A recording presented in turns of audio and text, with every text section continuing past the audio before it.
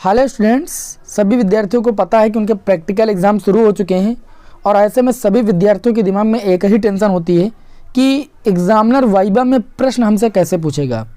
तो आज के इस वीडियो में आप लोगों को हम बताने वाले हैं कि यदि आपने चार्ट में अमोनिया को बनाया हुआ है हैबर विधि द्वारा, ठीक, और उससे रिलेटेड प्रश्नों को जानना चाहते हैं कि एग्जामिनर वाइवा में कैसे प्रश्नों को पूछेगा, तो इस क्लास में हम डिस्कस करने जा रहे हैं उन प्रश्नों को और सभी विद्यार्थी इन प्रश्नों को अच्छी तरीके से तैयार कर लें।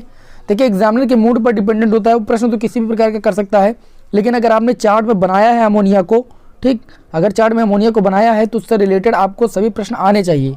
अब कौन कौन से प्रश्न आने चाहिए वो सारे प्रश्न यहाँ पर हम डिस्कस कर रहे हैं, तो सभी लोग वीडियो को अंत तक देखिएगा। देखिए, यहाँ पर पहला प्रश्न ये है कि अमोनिया का जो अणुसूत्र होता है, इसका अणुभार क्या होता है। तो सभी विद्यार्थियों को पता होना चाहिए कि जो अमोनिया का अणुसूत्र होता है वो NH3 होता है और अणुभार जो होता है वो कितना होता है 17। नाइट्रोजन का अणुभार होता है आपका यहाँ पर 14, उसके बाद हाइड्रोजन का 1 होता है, चूंकि हाइड्रोजन के 3 है तो 3 × 1 यानी इस तरीके से 17 अणुभार हो जाता है। किसका भाई? अमोनिया का। फिर बात करें यहाँ पर अमोनिया का संगठन क्या है, ठीक, यानी अमोनिया का जो निर्माण है वो किन गैसों से, किन तत्वों से मिलकर होता है। तो अमोनिया नाइट्रोजन और हाइड्रोजन के योग से मिलकर बनी होती है। यहाँ पर आप देख सकते हो कि नाइट्रोजन का 1 अनुपात होता है और हाइड्रोजन का 3 अनुपात होता है, तब जाके अमोनिया का निर्माण होता है। और यहाँ पर जो चिन्ह लगा हुआ है ये उत्क्रमणीय अपक्रिया का लगा हुआ है। तो एग्जामिनर ऐसा भी पूछ सकता है कि उत्क्रमणीय अपक्रिया क्या होती है। देखिए, यहाँ पर इसका मतलब ये है कि अभिकारक से जो उत्पाद बना रहे हैं, उत्पाद से हम पुनः जो है अभिकारक बना सकते हैं, इसीलिए यहाँ पर उत्क्रमणीय अपक्रिया का जो है चिन्ह लगा हुआ है। आगे बात करें यहाँ पर अमोनिया की खोज किसने की थी। तो अमोनिया की खोज भैया प्रिस्टले ने की थी। किसने की थी भाई? प्रिस्टले ने की थी। उसके बाद एक महत्वपूर्ण प्रश्न ये पूछा जाता है कि अमोनिया की प्रकृति क्या होती है भैया। अमोनिया की जो प्रकृति होती है वो क्षारीय होती है। कैसी होती है? क्षारीय प्रकृति होती है, याद रखिएगा। अभी मैंने आपको बताया कि अमोनिया के निर्माण में N और H का अनुपात कितना होता है, मैंने बताया 1:3 होता है। उसके बाद यहाँ पर बात करें अमोनिया को सूंघने पर क्या होता है। तो अमोनिया को सूंघने पर आंखों में आंसू आ जाते हैं। क्यों आ जाते हैं? इसका कारण ये होता है कि जो अमोनिया होती है वो रंगहीन तीव्र गंध वाली गैस होती है। इस वजह से इसे सूंघने पर क्या होते हैं भाई? आंखों में आंसू आ जाते हैं। कैसी गैस होती है? रंगहीन तीव्र गंध वाली गैस होती है, इसलिए इसे सूंघने पर क्या होते हैं? आंखों में आंसू आ जाते हैं। आगे बात करें अमोनिया के निर्माण के लिए प्रयुक्त ताप व दाब कितना है।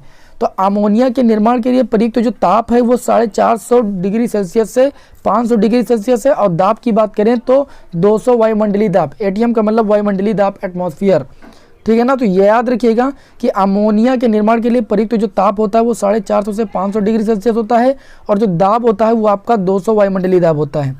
उसके बाद यहाँ पर क्वेश्चन नंबर 8 की बात करें तो अमोनिया का जो अणुसूत्र होता है वो किसने स्थापित किया था। तो आप लोगों को बता दें कि जो अमोनिया का अणुसूत्र है, खोज तो प्रिस्टले महोदय ने की थी, लेकिन जो अणुसूत्र है वो 1800 ईस्वी में डीवी ने अमोनिया का अणुसूत्र स्थापित किया था, याद रखिएगा। आगे अगला क्वेश्चन आपका पूछा जाता है कि अमोनिया के निर्माण में कौन से बंध बनते हैं। भैया, अमोनिया के निर्माण में हाइड्रोजन बंध बनते हैं। कौन से बंध बनते हैं? हाइड्रोजन बंध बनते हैं।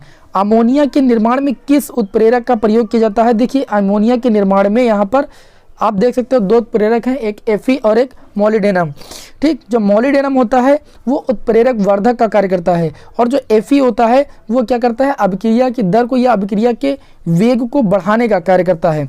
तो याद रखिएगा कि अमोनिया के निर्माण में किस उत्प्रेरक का प्रयोग किया जाता है?